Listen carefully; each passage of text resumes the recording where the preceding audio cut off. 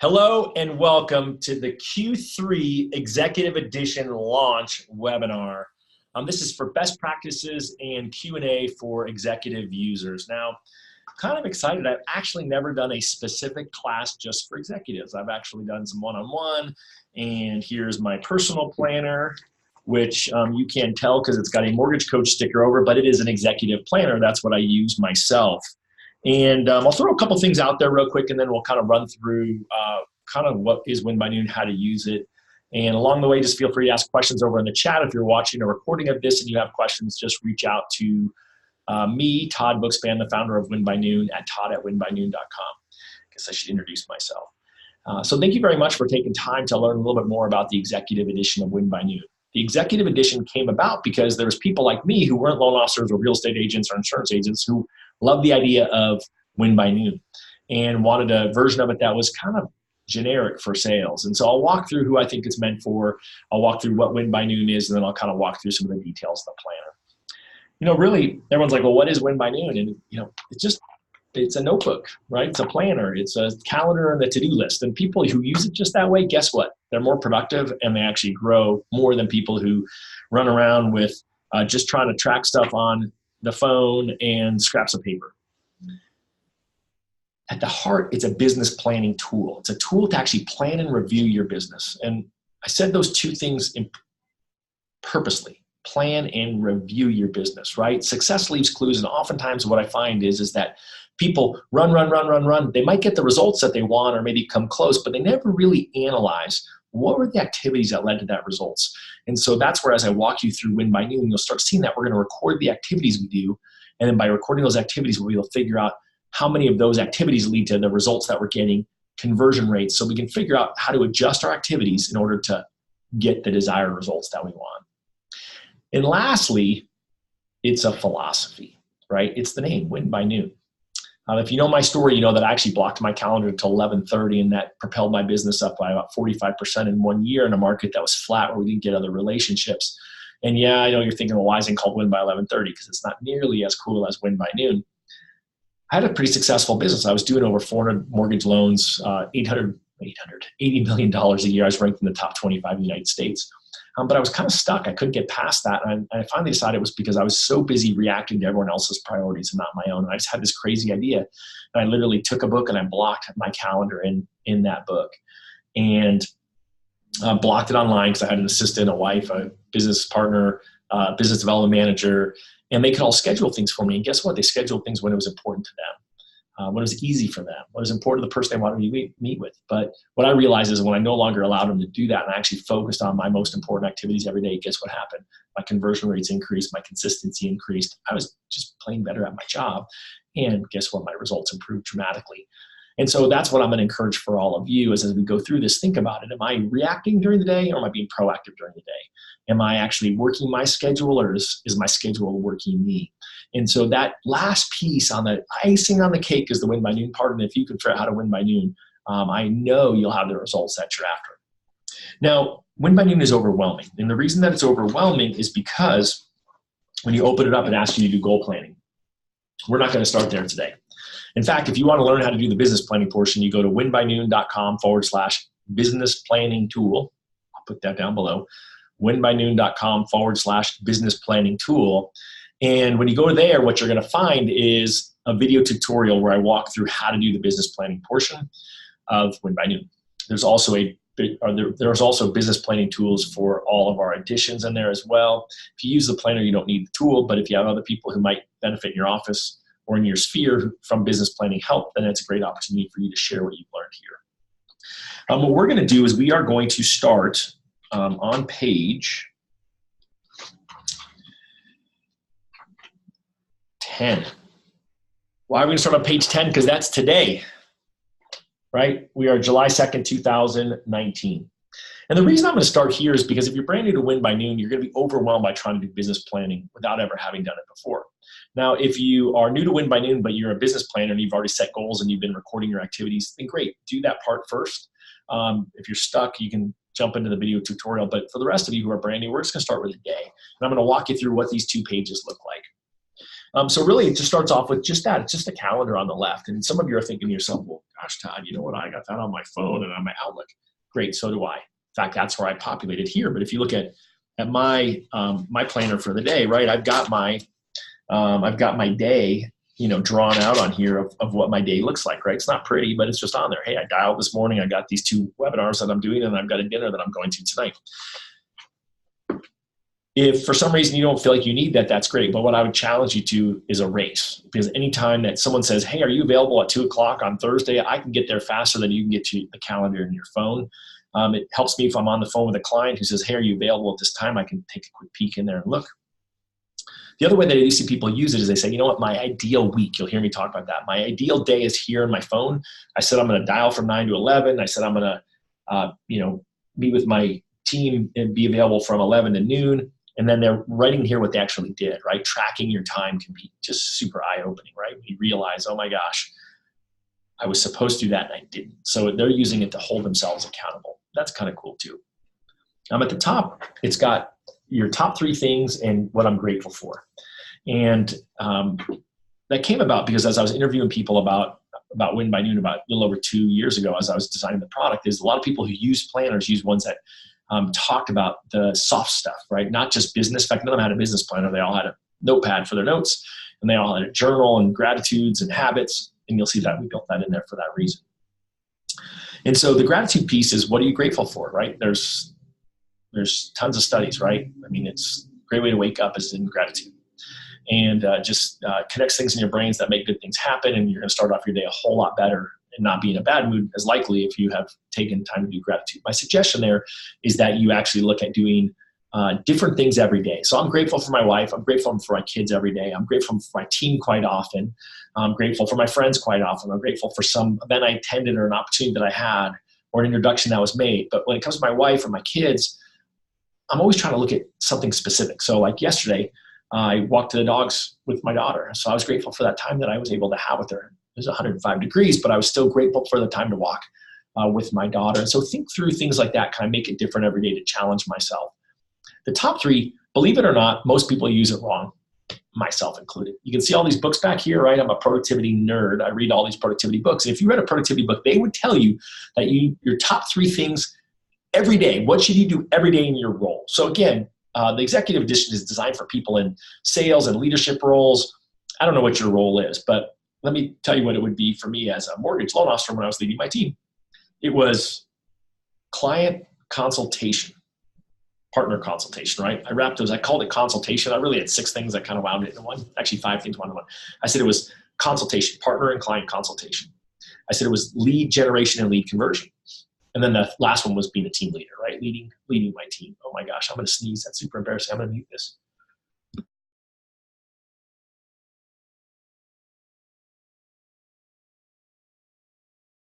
There's nothing worse than sneezing on a live webinar. What's up with that? I coughed on the last one. And so they would tell you, these are the top 3 things to remind yourself day in and day out, minute in, minute out, hour in, hour out. What are those things I need to be focused on so that you don't allow those other things to distract you? And by all means, we have a small percentage of users who use it that way. I use it for what's the top of my day, right? For me, it was dialing this morning. For me right now, it's my webinars. And then the third thing is the dinner that I'm hosting tonight. So that's what's most important to me today. That's how most people use it. If you use it that way, great.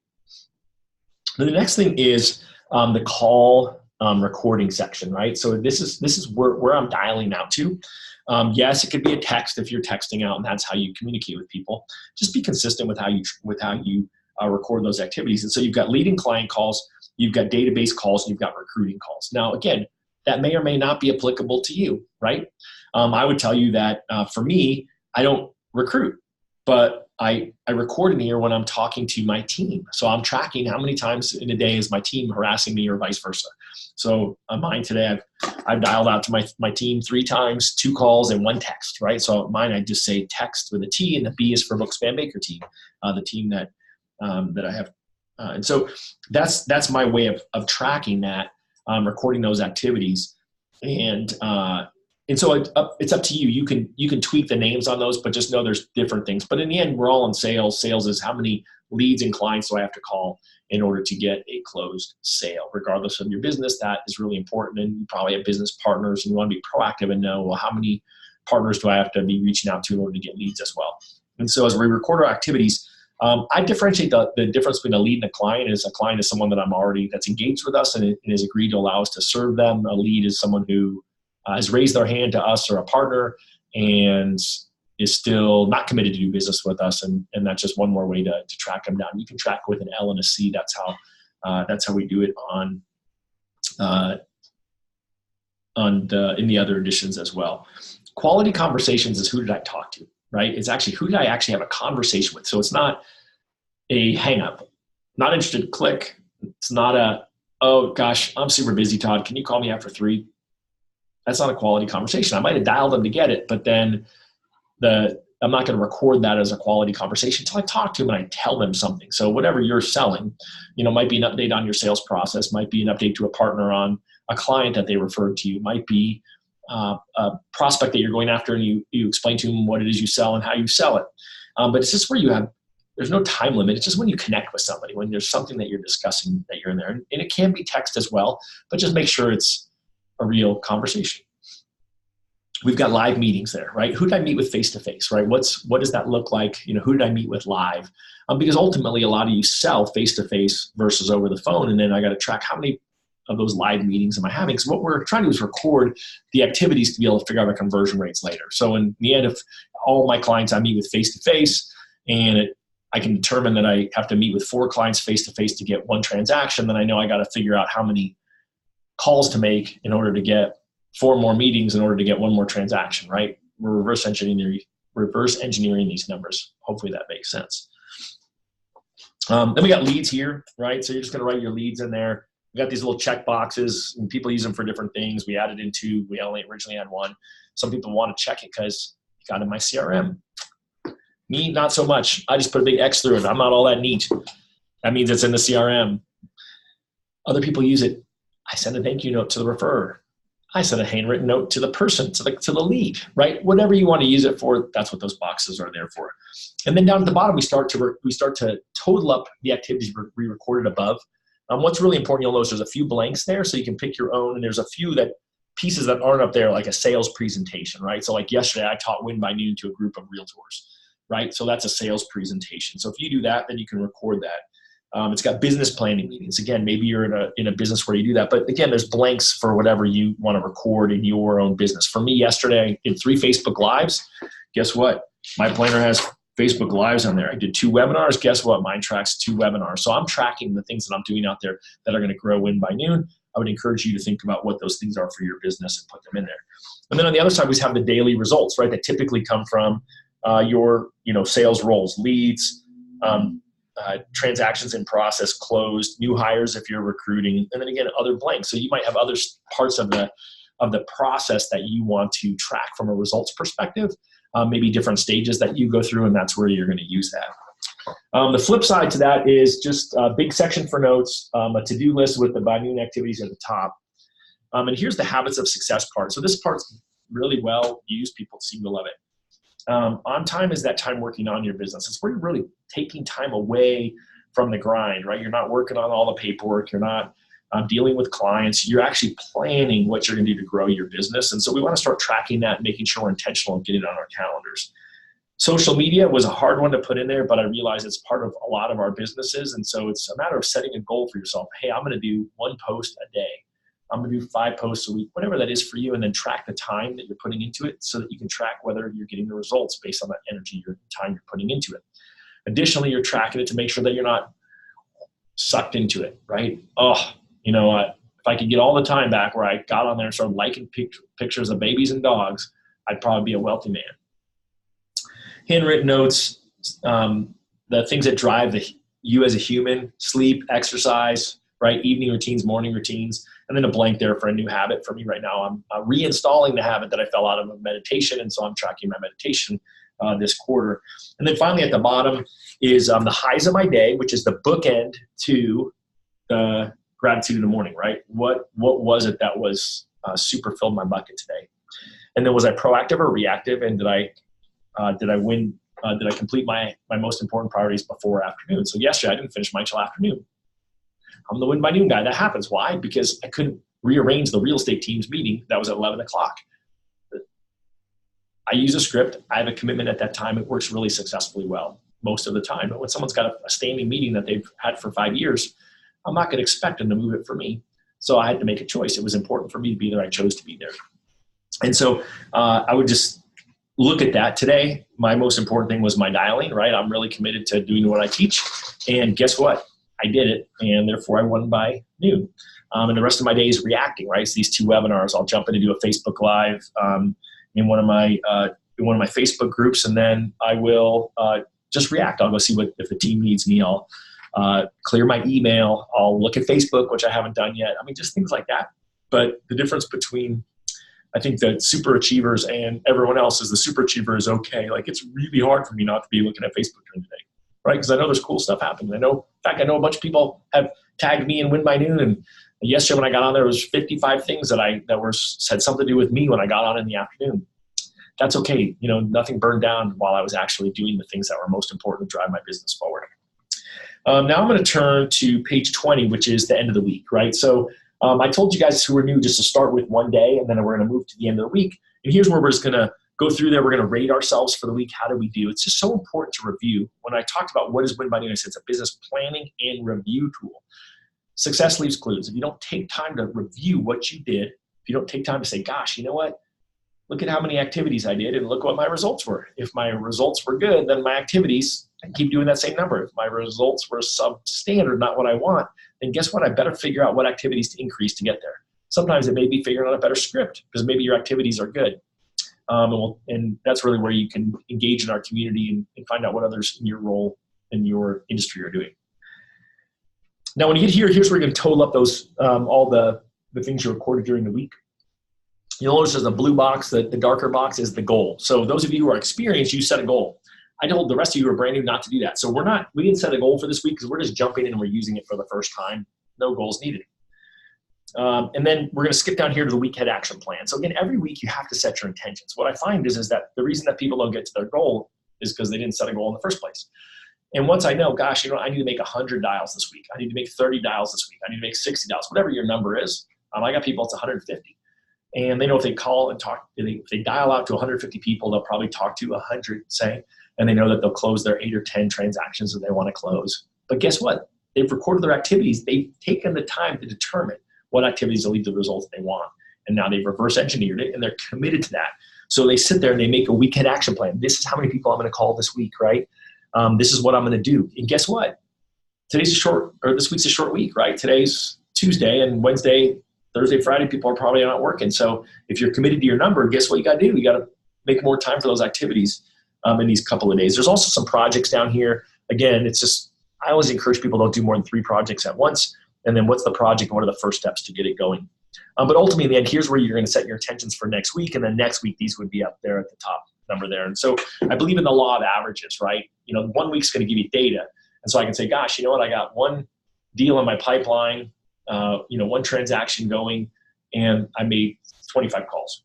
So if I want to get 2 transactions going next week, then maybe target 50 calls, right? Or maybe I had 4 meetings to get that one, and now how do I get 8 meetings, right? And reverse engineer that and set it as my intended goal for the week, and then be committed to it. Schedule the time to do that. Because in the end, if you schedule 150 calls in your head, but you don't schedule on your calendar, guess what's going to happen?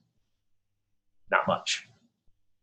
And so the flip side to it's the ideal week. And I really think that the ideal week is something that if you can commit to, you're going to grow. And so like my week for this week, like it's ironically, it's my favorite page in the planner. Don't laugh at me. Right. But there's what my schedule was for the week. Right. And again, I put my most important priority before noon, except for the day when I was out teaching. Then it's got my vacation scheduled in there. Bad week to be teaching this where I'm showing under the hood. But, ultimately I've got a lot of white space in there. You have to leave white space in. But I think that the key is to schedule the critical activities and stick to it. And then be okay when someone calls you and says, can you meet me at 1:00? Then you can say yes or no. My script for no is I have a commitment at that time, because I do commitments to me, it's to my clients, to my referral partner, right, to be the best I can be. And, hey, would you be able to meet later? So a buddy of mine who said, hey, can we meet tomorrow at 3:00 for coffee? And he's a Win by Noon user, so hopefully he's not watching this. And I said, I've got a commitment at that time. How about 4? And I said that before I even looked at my calendar. Ironically, when I looked in my book for tomorrow, I had actually written the guy's name in here who I'm supposed to call at that time at 3 o'clock, but it didn't even matter. I'm protecting my time. I'd rather have that be my last meeting of the day and drive home because I'll be outside of the office versus having that be my last meeting and then be at Starbucks attempting to be productive for the last hour of my day. It's just not likely.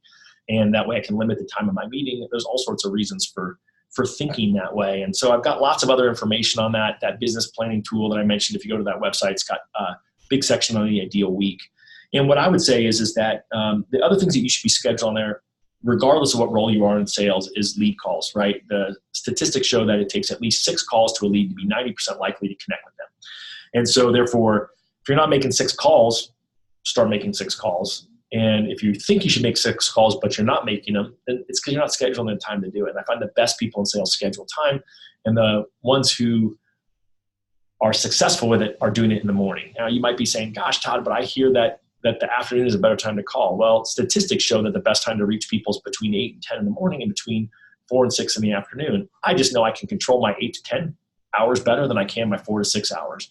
And so if I have time and I can go back and dial my leads in the afternoon, great. But I find more people say, oh, I'll dial from 4 to 6 today. And guess what? They're busy chasing paperwork and reacting to other people, and then they never get there and do that most important activity. And guess what? They have lower conversion rates. Guess what? They have lower closings. I don't want that to be all of you. The other things that I see people do is schedule what we call commitment days, right? So where you commit to activities on days.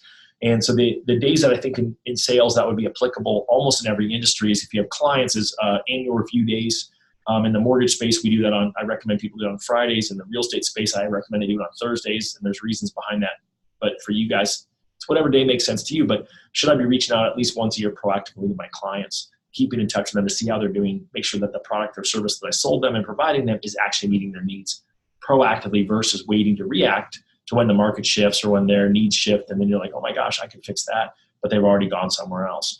One of the things I would think is partner days, right? So they all have partner call days where they're calling partners on specific days and just doing that. So the partners can expect when to call. They're setting up their weekends so they don't get calls on the weekends if that's a business that you're in. So think about, can I do that and make a committed day for that in my business? In transaction days, right? If I'm in a sales process and I've got people who we're waiting for the process to happen, once a week update them, right? So today's Tuesday in the mortgage business. I walked out, one of my team members is making update calls to the agents, making update calls to the borrower. That's what you do. You update them. And when they know you're going to update them on one specific day every week, guess what? They normally wait for that update versus calling you at different times. That's proactivity versus reactivity. Maybe that would help your business and sales as well. And then the other thing is if you have clients who are qualified but maybe not buying, right? So in real estate and mortgage, it's pretty easy. Someone who's pre-approved for a house or paying cash but is still shopping, they haven't found the right one. You got to check in with them frequently to answer questions and see how they're doing. And we design specific days of the week for that as well. And so reach out to me. I'm happy to help you with your unique sales process to see if there's some days that I think that we should schedule in your ideal week. But I know people who have an ideal week, write it down, commit to it, look at it every day, are the ones who are the most successful because it's going to be more likely that you're going to be consistent. It's going to be more likely to increase your conversion rates because you took the time to do those things. Last couple things I'll sort of throw out there, and if you got any questions, just use the chat button. There's a little chat thing out there. I'm happy to answer those questions. And if you join late, just know that this will be up by the end of the week on our YouTube channel, and you'll be able to rewatch it there. If I talk too fast, you can slow it down. But really, once you've got through the first week, then from there, you're going to go week 2. At the end of the month, you'll total it for the month. And again, after the 4 weeks, if you're a new user, you're going to have a lot better data than you will after 1 week, especially after the short week. And then I would seriously spend some time on the review saying, okay, how did I do, right? My goal this month was to get 8 closed transactions. I only got 6. Okay, well then you got to think about, do I need to increase my activity by 33%? Or there's something else I did? And what is it going to take me to get there? Because again, the numbers leave clues. You're going to know what to do based off of the activities that you reported. You'll do it at the end of the second month. Again, 8 weeks, you'll have more data. At the end of the quarter, right? 12, 13 weeks, you have way more data at that time to set yourself up better for Q4 and for the review and for the planning piece. So kind of in summary, what I would say is there's a few tools that are out there. The best tool, if you want to dig in on the business planning side, is winbynoon.com/business planning tool. It's free. It's got a video tutorial, and you can download the business planning tool even if you're not a Win by Noon user. Number two is our Win by Noon user mastermind group on Facebook. It's mainly loan officers and real estate agents, but again, you're going to see people reporting in there what they're doing. You're going to see people telling success stories. You're going to see people asking questions, and jump on in there and do that as well. And lastly, you can always reach out, todd@winbynoon.com, or PM me on social media. Just know that if we're not friends on social media and you direct message somebody, it's going to typically go into their spam filter messenger thing. So just friend me first, or just send me an email. Love to help you in any way. The executive group has a fond place in my heart. First off, as I mentioned, I use the planner myself, and I'd love to hear any suggestions that you have on how to improve it. And then the second part is that I feel that there's such an opportunity for you as an executive who's leading others potentially to turn around and give back to others with Win by Noon or any other tools. So anything I do to be of help to you, let me know. I'm super grateful that you spent time to be here today, and I look forward to having you part of the Win by Noon family for a long time to come. And if I can be of any help, just let me know. Thanks so much again, and have a fabulous